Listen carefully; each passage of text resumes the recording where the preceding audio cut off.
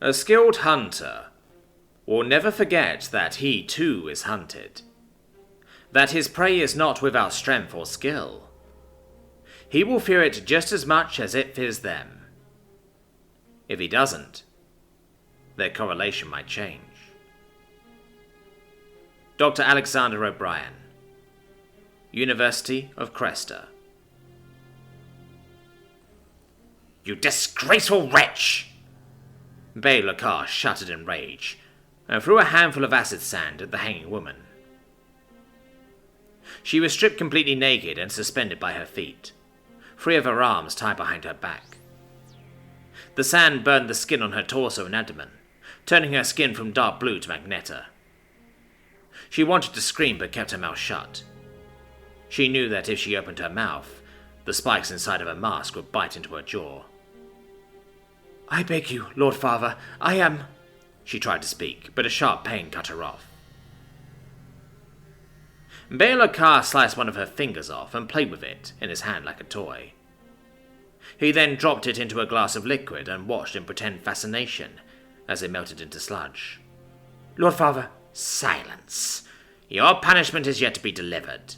Nothing you say will undo your mistakes." "Please, I—"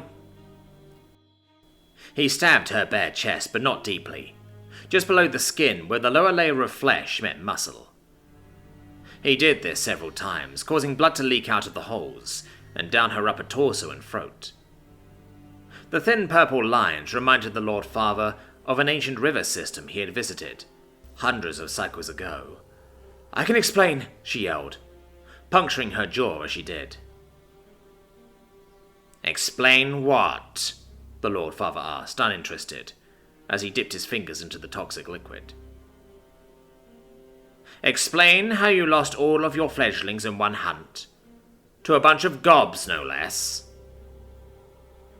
He pushed his fingers into the freshly cut holes, causing the woman to scream from the extreme pain.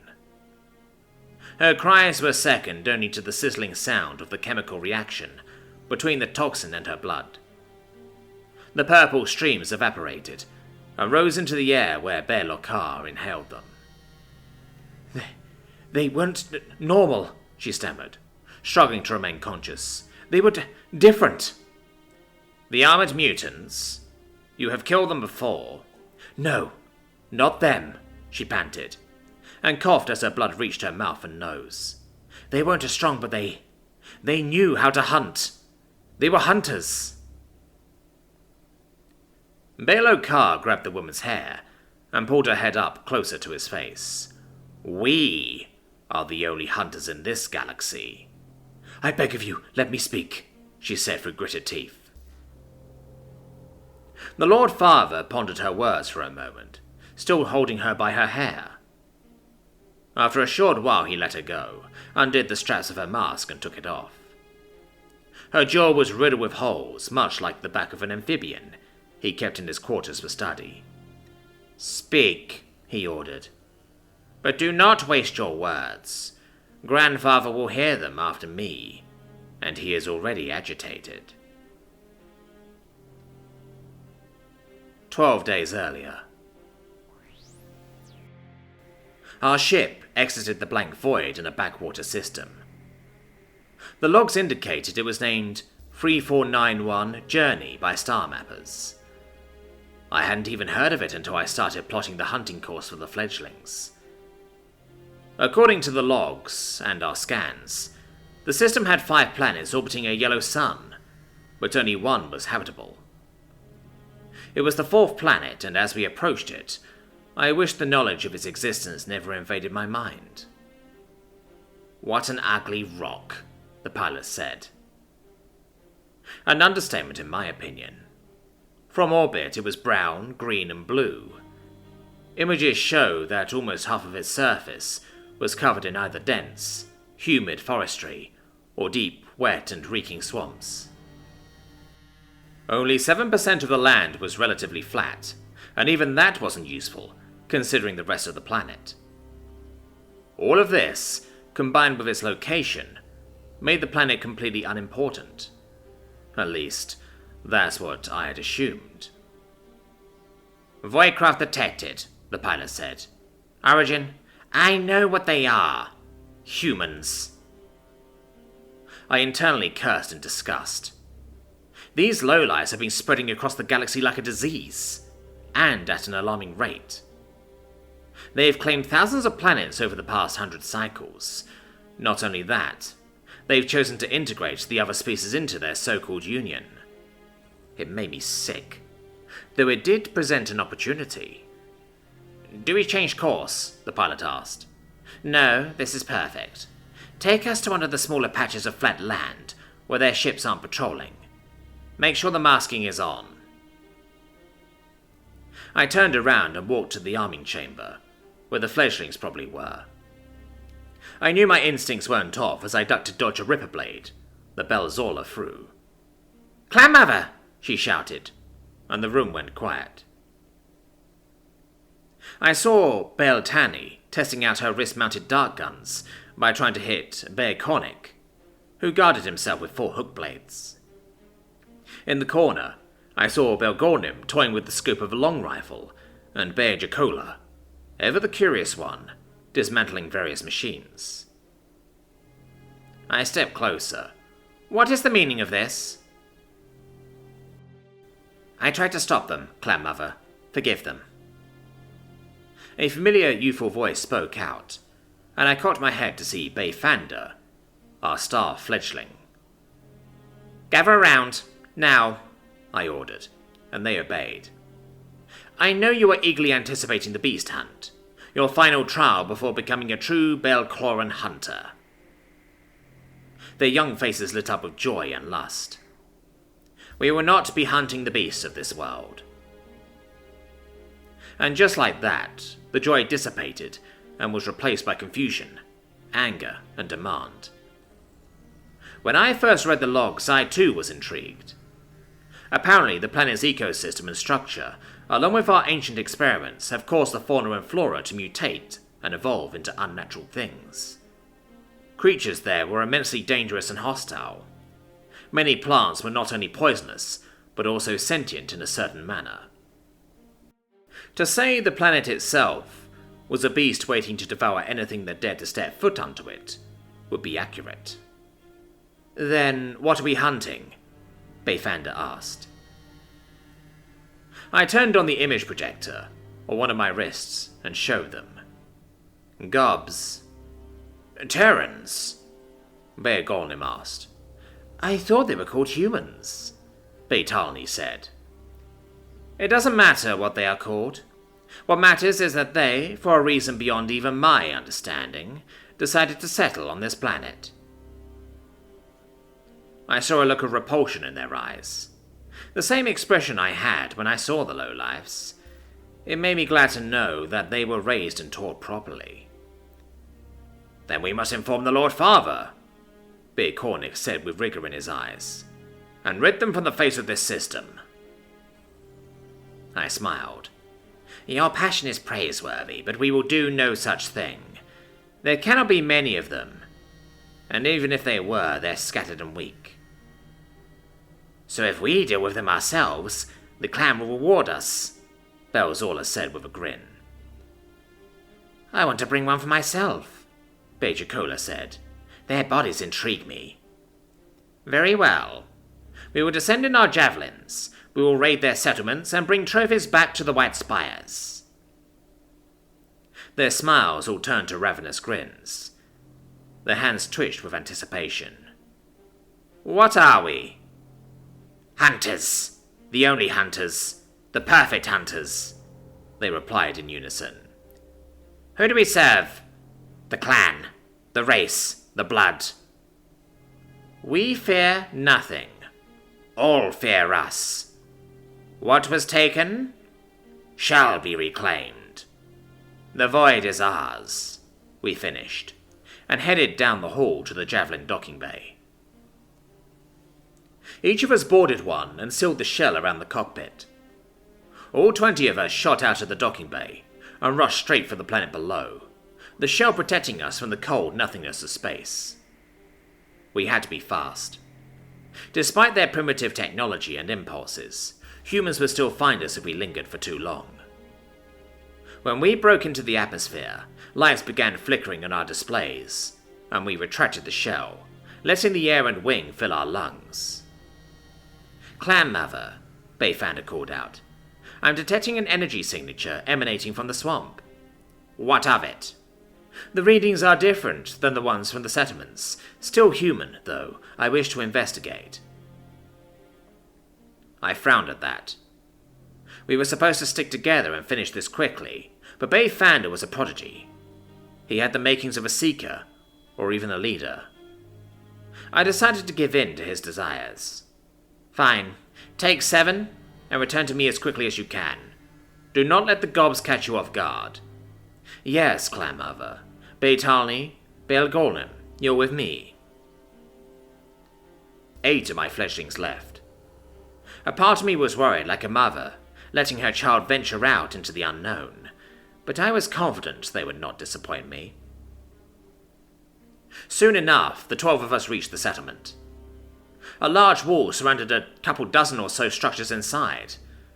Some of the humans on the towers noticed us, but too late. Our speed was too much for them. I ran through one, the spikes on the front of my javelin impaling his chest. Others followed suit, and one by one the humans died. Their soldiers, or at least what could pass for them, fired into the sky with their primitive weapons and missed entirely. Baykornik was the first to jump down, and he immediately began slicing them into pieces. "This will be fun," Bay Jacola yelled, and fired her hook launchers, impaling 2 humans and dragging them around with her javelin like ragdolls. When I looked around the settlement, I realized something. It was actually a research outpost. Over the cycles, I saw dozens of them. These gobs weren't soldiers. They were scribes. Pathetic. "Waste no time," I shouted. "Kill them!" They listened to my orders perfectly and slaughtered without remorse. Humans were impaled, cut, crushed, and even burned. I saw Bay Jacola take her time with one of them, opening his organ slowly in fascination.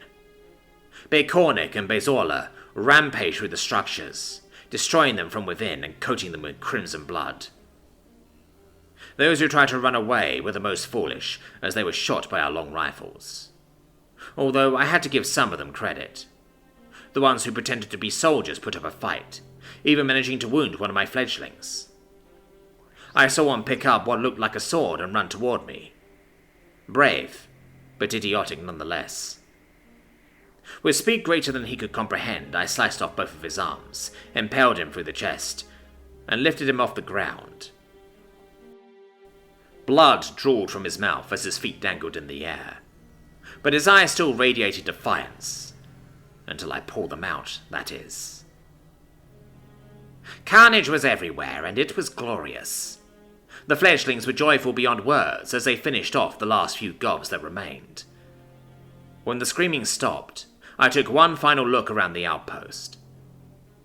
Almost half of the structures were burning, and bodies covered the entire area. I counted a little more than 100 dead. It wasn't too large of a stronghold. "That was quick," Bay Jacola said, "and I was just starting to enjoy myself." "These things are so frail," Bayzorla said. "You'll want to talk, letting them shoot you," Baykornik laughed, and pointed at her injured shoulder. "Shut up. I still killed more than you, and that one got lucky." "Keep telling yourself that, but we all know my blaze tasted the most blood." "You have all made the clan proud," I said. "The Lord Father will be pleased." "But this was easy," Bay Jacola said. "I still wish we could have hunted the beasts, or at least something that could give us a challenge." Right then, as if by magic, the remaining lights flickered all around us, and screens inside the still intact settlements flashed to life. A strange voice came from them, and we rushed to see what it was, knocking off surgical equipment and other items to the ground. "I know you can see this," the voice said in human tongue, which our collars translated. "Have you had your fun?" The imagery was blurry and shaky. We weren't sure what we were even looking at. But then everything became clear. Baezola recoiled when she saw the dead fledglings sprawled on the muddy ground. Amateurs, the voice spoke again. Thought they owned this place. Who are you? Baejokola asked angrily. How dare you do this? Everyone present, including me, was beyond furious. Not just because these interlopers killed my fledglings, but also because of their gall to even harm one of us. One of the Baecloran, the perfect race. No one of note, really. The voice, a man I could tell, answered. But you are something special. Coming all the way out here just to kill some scientists. Doesn't exactly strike me as noble, or whatever your little boy here said. Where is he? I snapped at the screen. The camera moved, showing the mangled bodies of Baetalni, Baegolnum, and the other fledglings. 7 out of 8 dead. For now, at least. It quickly showed Bayfander. He was kneeling on the ground, stripped from his armor and clothing with cuts and bruises all over him. One of his eyes, ears, and 2 of his hands were missing. A burly, olive-skinned human stood behind him and held a knife to his throat. Why do all your names start with Bay, anyway? The man asked. Release him! I don't think you're in a position to demand anything. Release him or we will kill all of you, Bear Cornick added in rage. Really? The burly man let Bayfander go, and the one holding the camera pointed a gun at him. Go ahead and try, the man said, and shot the fledgling in the head. The feed died out, and we all stood silent for a moment. Some of us were shaken with anger, others paced around the room in disbelief and confusion. My gaze was still fixed on the monitor. So much so that I didn't register someone calling me. Clanmother! One of the fledglings shouted, snapping me out of my trance. What do we do now? Now? Bay Cornick asked with a snarl. Now we find them and kill them. For our blood. For the clan. How did this even happen? Belzorna asked. I finally found the strength to speak. It doesn't matter. We will not let it happen again. We will hunt them down and take vengeance. Without another word spoken, all of us went back to our javelins and rode into the swamp with haste.